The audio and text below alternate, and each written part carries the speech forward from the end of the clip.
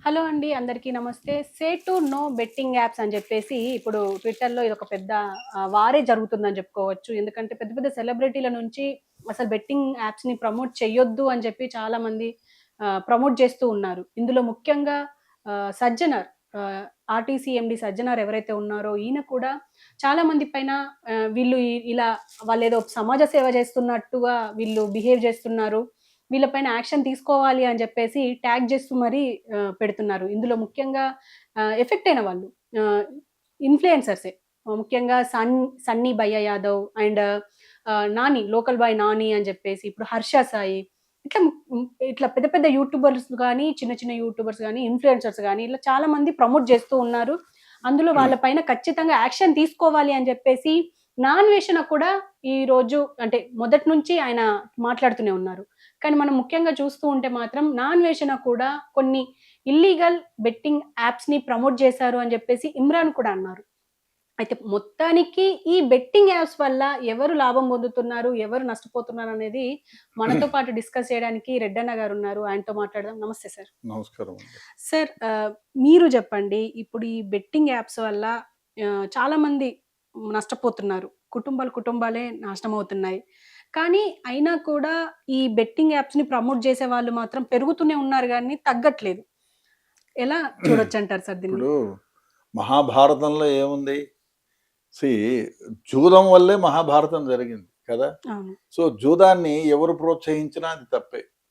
అదే గాకుండా మీరు ఈ యూట్యూబర్స్ ఎవరైతే ఉన్నారో, వాళ్ళు ఇన్నిన్ని రాసులుగా డబ్బులు కుప్పపోసుకునేది మీరు చూసారా? నేను చూసానా? జిరాక్స్ అయ్యుండొచ్చు, ఫేక్ మనీ అంతా. అదే గాకుండా వాళ్ళు చెప్పేదంతా 100% అబద్ధం. హ్మ్. ఎందుకంటే, జూదంలో గెలిసిన వాళ్ళెవ్వరు లేరు.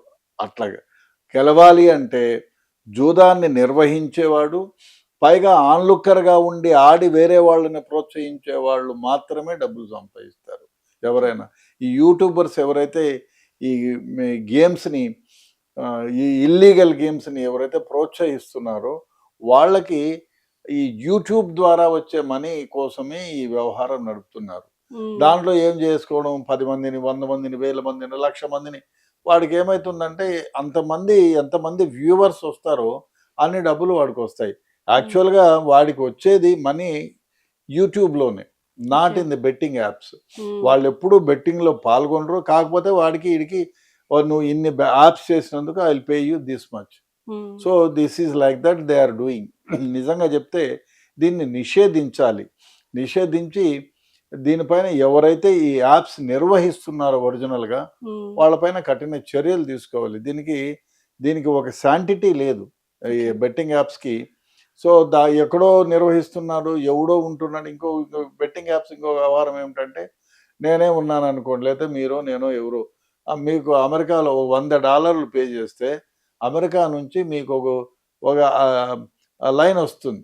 ఐపీ హ్మ్. అడ్రెస్. ఐపీ హ్మ్. అడ్రెస్ సంపాదిస్తారు. దాని ద్వారా ఇల్లీగల్‌గా మీరు బెట్టింగ్ యాప్‌ని చేస్తారు. ఈ యూట్యూబర్స్ ఎవరైతే ఉన్నారో వాళ్ళు ఆ లింక్‌ని ప్రమోట్ చేస్తారు. మీరు బెట్టింగ్ యాప్‌లో పాల్గొంటారు. మీకు డబ్బులొస్తున్నాయా? ఎవరికైనా పోతున్నాయా? ఎవ్వరికీ లేదు. పెట్టిన ప్రతి ఒక్కడు డబ్బులు పోగొట్టుకోవాల్సిందే. ఏదో ఖచ్చితంగా. పుట్టిన ప్రతి ఒక్కడు చావక తప్పదు అన్నట్టు హ్మ్. బెట్టింగ్ యాప్‌లో పాల్గొన్న ప్రతి ఒక్కడు డబ్బులు పోగొట్టుకోవాల్సిందే. ఓకే. పోనీ గెలిచిన వాళ్ళు ఎవరు అంటే యూట్యూబర్స్. ఈ హ్మ్. యూట్యూబర్స్ మాయలో పడి ఎవరైతే బెట్టింగ్ చేసుకుంటున్నారో వాళ్ళు తమ జీవితాలని, ఆస్తుల్ని నాశనం ముఖ్యంగా విలువైన సమయాన్ని హ్మ్. చాలామంది సమయాన్ని నాశనం చేసుకుంటున్నారు. డబ్బు పోగొట్టుకున్నా సంపాదించవచ్చు. కానీ సమయం పోతే రాదు. వాల్యుబుల్ లైఫ్‌లో ఒక నిమిషాన్ని పోగొట్టుకుంటే మళ్ళీ తిరిగి రాదు. అట్లాంటి వాల్యుబుల్ సమయాన్ని పోగొట్టుకుంటున్నారు. డబ్బును పోగొట్టుకుంటున్నారు. తమ జీవితాల్ని నాశనం చేసుకుంటున్నారు. దాని గురించే ప్రతి నిమిషము ఆలోచన. ఓహో! ఈ యాప్‌లో వదిలిపెట్టి నాకు రాలేదు. వేరే యాప్‌లో ఇంకొకడు ప్రమోట్ చేస్తాడు గొప్పగా. వచ్చేసింది 10 మందిని ఇంటర్వ్యూ చేస్తాడు. మీకే ఒక ₹1,00,000 వచ్చి నాకు ₹1,00,00,000 వచ్చిందంటే చెప్పరా? చెప్తాం. చెప్తారు. ఎందుకు? మీకు డబ్బొచ్చింది కాబట్టి మీరు చెప్తారు. అరే! సమాజంలో నాలాగా చెప్తే ఎవరైనా జీవితంలో నాశనం అవుతారని ఆలోచించే వాళ్ళ సంఖ్య ఎవరుంటారు? మీరు చెప్పలేదనుకో, నేను చెప్పనంటే తప్పిది అన్నారనుకో, ఆయన దగ్గర పోతారు, నా దగ్గర పోతారు, ఇంక 100 మంది దగ్గర 100 మందిలో ఎవడో ఒకడు చెప్తాడు డబ్బుకి ఆశపడి. ఖచ్చితంగా. కాబట్టి మీరు 10 మంది ఫేక్ అకౌంట్స్ని క్రియేట్ చేసి ఈ 10 మంది దగ్గర మీరు చెప్పిస్తే నిజమే అనుకుంటారు. వాడు హౌస్ ముందు పూరి గుడిసెలో ఉంటాడు, మళ్ళీ పెద్ద బంగ్లా ఉంటాడు, చిన్న సైకిల్ తొక్కుతూ ఉంటాడు, అరటికాయలు అమ్ముకుంటూ ఉంటాడు, వాడు all of a sudden Benz కారులో వస్తాడు. ఇవన్నీ మీకు చూపించేటప్పటికి మానసికంగా మీరు వాళ్ళ ప్రలోభాలకు లొంగిపోతారు. దానివల్ల ఈ బెట్టింగ్ యాపుల్లో మీరు పాల్గొనడం, తర్వాత ఇవాళ మీ చేతుకున్న గాజులో లేకపోతే దిద్దులో రేపు పొద్దున్నే డబ్బులు బ్యాంకులో ఉన్న అకౌంట్స్ అన్నీ అయిపోయిన తర్వాత ఫ్రెండ్స్ దగ్గర అప్పులు, చివరికి వాళ్ళ మొహం చూపించలేక ఏదో ఒక రోజు ఏదో ఒక విధంగా ప్రాణం తీసుకోవడమో లేకపోతే ఏదైనా చేయడమో, లేదు వాళ్ళని అప్పులు తీర్చడానికి దొంగతనాలు చేయడమో, ఇంకోటో లేకపోతే మోసం చేయడమో ఇది నేర్చుకుంటున్నారు. ఈ బెట్టింగ్ యాప్లో పాల్గొనే వాళ్ళంతా నిజాయితీగా చేసేవాళ్ళు కాదు, మోసకారి వ్యవహారం. ఖచ్చితంగా. సార్ ఇప్పుడు ముఖ్యంగా ఇందులో మాట్లాడాలంటే ప్రభుత్వాలు దీనిపైన యాక్షన్ తీసుకోవాలి. కానీ ప్రభుత్వాలే దీనికి లీగల్ పర్మిషన్స్ ఇచ్చేస్తున్నారు అని చెప్పేసి ఒక వాదన ఉంది. ఎందుకు అనంటే కొన్నిటిని బ్లాక్ లిస్ట్‌లో పెట్టారు. కొన్నిటిని బ్యాన్ చేసి పెట్టేశారు. కానీ ఇంకా చైనా యాప్‌లు అన్నిటిని బ్యాన్ చేసినప్పుడు ఇప్పుడు వ అదేం వన్ బెట్ అని చెప్పేసి కొన్ని బెట్టింగ్ యాప్స్‌ని బాలీవుడ్ స్టార్‌లు, ఇటు టాలీవుడ్ స్టార్‌లు కూడా దాన్ని ప్రమోట్ చేస్తా ఉంటారు. డబ్బులు తీసుకున్న తర్వాత మీరు ప్రమోట్ చేస్తారు. ఇప్పుడు మీ శరీరం పైన పౌడర్ పూసుకోగానే దద్దులు వస్తాయి. మీరేమంటారు? వేరే పౌడర్ వాడు చూస్తాడా? లేదు కదా! వేరే పౌడర్‌ని చూసుకొని అబ్బా! ఎంత సౌందర్యంగా ఉందో అంటారు. ఏమైంది? అది మీకు డబ్బులొస్తున్నాయి. మీ డబ్బుల కోసం వాళ్ళు చేస్తున్నారు. నిజం చెప్తే మీరు ఈ ప్రమోట్ చేసే వాళ్ళందరూ కూడా డబ్బుల కోసం ఆశపడే, డబ్బులు లేకుండా ప్రమోట్ చేయమనండి. చేస్తారా? చేయరు. అంతెందుకండి, మీరు సిగరెట్ తాగేది హానికరం. పెద్ద పెద్ద స్టార్లు ఇంత క్రితం అయితే పెద్ద పెద్ద స్టార్లు పెట్టేవాళ్ళు డ్రింక్స్‌కి. ఇప్పుడు ఇంకో దరిద్రమైన వ్యవహారం అంటే మీరు విస్కీలు, బ్రాందీలకు బదులు సోడాలు ఇస్తారు. విస్కీ గవర్నమెంట్ బ్యాన్ చేసింది. వీళ్ళు ఏం చేస్తారు? మెక్డోవెల్స్ సోడా, ఆరోగ్యానికి మెక్డోవెల్స్ సోడా అని పెడతారు. సోడా అంటే you cannot file a case against him. కానీ ఆ లోగో గీగో everything will be McDowell's. So కాబట్టి you cannot file a suit against him. So ఆ విధంగా ఈ బెట్టింగ్ యాప్స్లో కూడా కొన్ని ఏం చేస్తారు, ఒక ఐపీ అడ్రస్ తీసుకుంటారు, పేరు మీరు ఏం బెట్టింగ్ యాప్ ఏం చెప్తారు, లీగల్గా నేను బెట్టింగ్ యాప్. ఇప్పుడు మీరు చూడండి, క్లబ్స్ ఉన్నాయి. క్లబ్స్లో 3 పత్తాల ఆట, రమ్మీ మామూలుగా స్కిల్ గేమ్గా ఆడుకునే దానికి గవర్నమెంట్ పర్మిషన్ ఇస్తారు ఈ క్లబ్స్కి, పేకాట క్లబ్బులకి. కానీ అక్కడ జరిగేదంతా జూదమే, 3 పత్తాల ఆటే. అది it's not a skill game, it's a game of chance. అది కూడా కాదు, వాళ్ళు ఆ మాయలో పడి, అంటే ఆ పర్మిషన్ ఎందుకు తెచ్చుకుంటారు, ఈ విధంగా రమ్మీ కోసం తెచ్చుకుంటారు. వాళ్ళు ఆడేది 3 ముక్కల ఆట. సో అక్కడ అప్పుడు పోలీసులు రైడ్ చేస్తే ఆ అకౌంట్ బుక్లు అవి ఇవి సీజ్ చేస్తారు, కోర్టులో వేస్తారు. లేదండి పోలీసు వాళ్ళు కావాలని కక్ష కట్టి మా పైన మామూళ్ళు ఇవ్వలేదని అని ఆ విధంగా ఆర్గ్యూ చేస్తారు. వాళ్ళకి ఏదో ఫైన్ వేస్తారు, అయిపోతారు. 1 నెల మూసుకుంటారు, మళ్ళీ 2 నెలల్లో ఓపెన్ చేస్తారు. సో ఇది ఎంతమందిని ఎన్నిసార్లు కట్టడి చేసినా వాళ్ళు ఒకవేళ బెట్టింగ్ యాప్స్ పైన పర్మిషన్స్ లేవు, 99% లేవు, ఏదో ఒకదానికి ఉంటే అది కూడా లీగల్గా మేము రన్ చేస్తున్నామనే తీసుకుంటారు, ఇల్లీగల్గా వేరేటివి చేస్తున్నారు. అదే కాకుండా ఇంకో విషయం అంటే, మీరు ఒక లీగల్గా పర్మిషన్ తీసుకొని 100గా ఇల్లీగల్ గేమ్స్ని రన్ చేస్తారు. మీరు దాంట్లో ప్రమోట్ చేసే వాళ్ళపైన గవర్నమెంట్ ఒక పాలసీ, చైనా లాగా ఒక పాలసీ తీసుకోవాలా? లేదు, మీరు ఈ బెట్టింగ్ యాప్స్ ఎక్కడ దుబాయ్, ఎమిరేట్స్లో ఎక్కడ లేవే, ఎందుకు లేవు? వాళ్ళు తంట పడితే గబుక్కను వాళ్ళు చేసే పని ఏమంటే శిరచ్ఛేదము అంటారు, అయిపోయింది అక్కడికి. సో ఆ విధంగా లేదు కదా. ఇప్పుడు అంత గల్ఫ్ కంట్రీస్లో మీరు డ్రింక్స్కి అలౌ చేసినా ఏం చేసినా ఎక్కడ గొడవలు జరగవు, దొంగతనాలు జరగవు. ఎందుకంటే the action will be very very very very very severe and immediate. మన దగ్గర లాగా కోర్టు గిట్టు లేదు, ఒక కోర్టులో వేసినా with in month it will be. మన దగ్గర ఇప్పుడు చూడండి, కసబ్ లాంటోడు అన్ని 100 మందిని చంపి అంత చేసిన వాడికి కొన్ని 100 కోట్లు ఖర్చు పెట్టి అల్లుళ్లాగా మేపి 10 ఏళ్ల తర్వాత ఉరి తీసాం.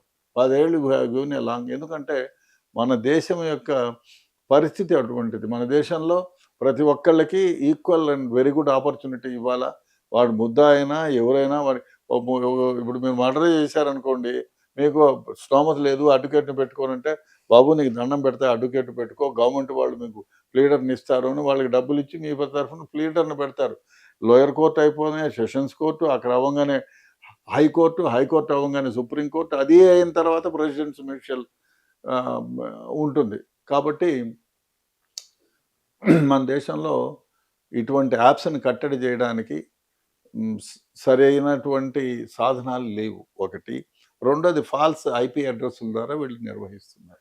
సార్ ఇప్పుడు గవర్నమెంట్ గానీ ఇప్పుడు ఆల్రెడీ పోలీసులు దీనిపైన యాక్షన్ తీసుకుంటూనే ఉన్నారు. కొంతమంది ఇన్‌ఫ్లుయెన్సర్స్ అయితే మేము సారీ ఇంకా ఇప్పుడు చెయ్యము అని చెప్పేసి వాళ్ళు కూడా వీడియోలు విడుదల చేస్తున్నారు. ఇదంతా ఓకే. కానీ గవర్నమెంట్ ఏం యాక్షన్ తీసుకోవాలి? ఇప్పుడు దీన్ని ఇలా మీకు తెలియని ఒక వ్యవహారం ఏమంటే గవర్నమెంట్ ఈస్ డూయింగ్ అంత సీరియస్‌గా దాని గురించి, ఎందుకంటే గవర్నమెంట్ దగ్గర దీన్ని ఒక్కటే కాదు, ఇట్లాంటి వందల సంఖ్యలో మీకు వేల సంఖ్యలో పుట్టగొడుగుల్లా పుట్టుకొస్తున్నాయి. సో మీరు ఇవాళ 10 ఆఫ్ చేస్తారు. మీరు ఆ వాడేం చేస్తాడు, సాయంత్రమే $100 కట్టి ఇంకో ఐపీ అడ్రస్లో ఇంకోటి స్టార్ట్ చేస్తాడు. ఏం చేయగలుగుతున్నారు? ఇప్పుడు ఫోరెన్ వీడియోస్ని కట్టడి చేస్తున్నారు, అదే యుద్ధం ప్రాతిపదిక మీద చేస్తున్నారు. కానీ మీరు ఫోన్ ఎత్తుకోగానే, స్మార్ట్ ఫోన్ ఎత్తుకోగానే ఏదో ఒక రకంగా దరిద్రం కళ్ళల్లో పడుతూనే ఉన్నాయి. ఏం చేయగలుగుతున్నాం?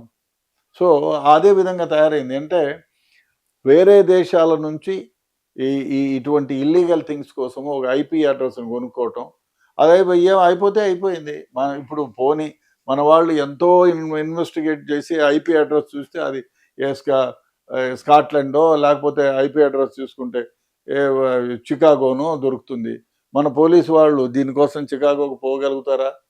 అది వీలు కాదు. ఎందుకంటే ఇంటర్పోల్కి రాయాలి, ఇక్కడ నుంచి సిఐడికి రాయాలి, సిఐడి వాళ్ళు ఇంటర్పోల్ని అలర్ట్ చేయాలి, ఇంటర్పోల్ వాళ్ళు ఆ దేశంలో పోయి వాడిని అనుకుంటే చివరికి ఐపీ యూజ్ చేసేవాళ్ళు ఇక్కడ ఈ అడ్రస్లో లేరు, ది పర్చేజర్ ఈజ్ ఫ్రమ్ ఢిల్లీనో బాంబేనో అంటారు. ఇక్కడ fake address suit case company లాగా ఒక ఇంటికి హౌస్ నెంబర్ వేసి హౌస్ నెంబర్ ద్వారా తీసుకుంటా, ఆ ఇంట్లో ఎవరు ఉండరు, ఎవడో 10 ఏళ్ల క్రితం రెంట్కు తీసుకొని ఉంటాడు. That's what happening. That's why అందువల్ల మనం ఈ ఇల్లీగల్ థింగ్స్ని తొందరగాను కర్బ్ చేయలేకపోతున్నాం. సో దీనివల్ల అంటే ప్రజలే జాగ్రత్త పడాలి ఖచ్చితంగా. కానీ వాళ్ళు జాగ్రత్త పడలేకపోతున్నారు. ఎలా అంటే దానికి నిజంగానే electronic media and print media and ప్రభుత్వాలు ఎడ్యుకేట్ చేయాలి. అది జరగటంలే. ఇది ఒక యుద్ధం లాగా తీసుకొని ఇప్పుడు మనం ఎయిడ్స్ పైన ఏ విధంగా కంట్రోల్లోకి తెచ్చుకున్నాము. ఆంధ్ర రాష్ట్రాలు మొదటి 2 స్థానాల్లో ఉన్నవి ఎక్కడో 200 స్థానాలకి పడిపోయిందంటే యూ ఎడ్యుకేటెడ్ ది పీపుల్. మీరు పీపుల్ని ఎడ్యుకేట్ చేస్తున్నారు. ఎడ్యుకేట్ చేయగలిగితే ఇప్పుడు నేను కానీ మీరు కానీ ప్రజల్ని ఎడ్యుకేట్, ఇప్పుడు గంజాయి గురించి అది మీరు ఎంత కట్టడి చేసినా ఎందుకు విచ్చలవిడిగా గంజాయి కానీ నార్కోటిక్ డ్రగ్ కానీ విచ్చలవిడిగా అమ్ముతున్నారంటే దానికి డిమాండ్ ఉంది. As long as you have demand, supply హ్యాపీగా సప్లయర్ 100 కోట్లు సంపాదిస్తున్నారు. సో అది తగ్గాలంటే మీరు ప్రజల్ని ఎడ్యుకేట్ చేయాలి. ఇది తప్పు, ఇది మంచిది కాదు, ఇది ఆరోగ్యాన్ని నాశనం చేస్తుంది. అదేవిధంగా ఈ యాప్స్ పైన మీరు ఇది తప్పు, మీరు పోగొట్టుకుంటారు, మీ జీవితాన్ని నాశనం అవుతాయి అని ప్రభుత్వాలు, ఎలక్ట్రానిక్ మీడియా, ప్రింట్ మీడియా ప్రజల్ని ఎడ్యుకేట్ చేయగలిగితే, మీరు అందరూ ఆడకపోతే యాప్ వాడు ఏం చేస్తాడండి? మూసుకుంటాడు. అంతే కదా. అంతే. ఆ పని అది చేయాలంటే ప్రజల్ని ఎడ్యుకేట్ చేయాలి. గవర్నమెంట్ వారి ప్రాతిపదిక first duty is to educate the people. ప్రజల్ని బాగా ఎడ్యుకేట్ చేయగలిగితే వాళ్ళు దాని జోలికి పోకపోతే వాడు మూసుకోక ఏం చేస్తాడు? అంతే. Very simple. డిమాండ్ తగ్గాలి అంటారు. అంతే. ఇప్పుడు చూడండి, కోల్డ్ ఇంతకుముందు రోజు 1,00,000-2 లక్షల కోల్డ్ కోసేవాళ్ళు. ఇప్పుడు హైదరాబాద్లో ఏం కోయటం లేదు. ఎందుకు? అమ్మో కోస్తే తింటే చచ్చిపోతాం. సో అది మీరు ఎడ్యుకేట్ చేయగలిగారు, అందుకని ఎవరు పోవటం లేదు. When there is no demand అమ్ముకున్నవాడు ఏం చేస్తాడు?